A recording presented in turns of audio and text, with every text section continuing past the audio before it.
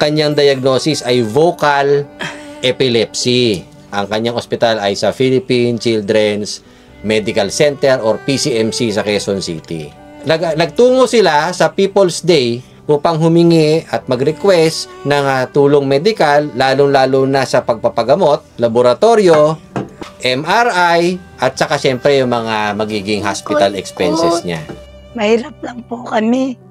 Gusto ko pong humingi ng tulong sa apo ko. Kasi naawa rin ako sa apo ko kasi napapabayaan po ng anak ko. Nasaan ang tatay ni Ron? Hindi ko po alam ngayon kung nasa. Kinuha ko po kasi ito sa anak ko kasi napapabayaan. Ako na lang po bumibili ng gatas. Kawawa naman po. So kayo po mismo ang talagang sumusustento, papakain, Opo. nag-aalaga, at nagbibigay ng gamot kay Ron. Opo. Bakit nagkaroon ng vocal epilepsy yan? Ano ba ang sabi ng doktor sa inyo? Sabi po kasi ng doktor, nung baby siya, nakumpain po siya na sa tondo kasi may gumaganyan siya. Nangingisay? Opo. Nagtagal po siya sa tondo. 1 buwan. Ilang taon siya, nanay, nung napansin niyo na parang nangingisay o seizure kung tawagin natin? Ano pa po siya, baby? 4 months pa lang. 4 months. Survivor baby po siya.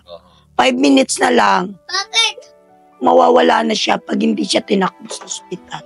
Ay, gusto ko po baka magamot pa po siya. Habang bata pa po siya, kawawa naman po siya. Sakit niyang vocal epilepsy Opo. ay Nagsisisure. seizure. Opo. Nagsisisure siya. At saka hyper po siya. Lumapit kayo at humihingi kayo sa Ako Bicol Party List sa Ako Bicol sa Abante Radio Opo. ng tulong medikal, lalo-lalo na sa mga panggamot niya, pang MRI laboratorio. Lumapit ka sa atin sa Ako Bicol sa Abante Radio. Salamat at sa Ako Bicol Party List. Isasagutin na po na Ako Bicol Party List yung Salamat. yung Maraming tulong, salamat. no? Maraming salamat po sa Bicol Party List po. Maraming salamat po. Nabigyan na ng paliwanag yung problema ko.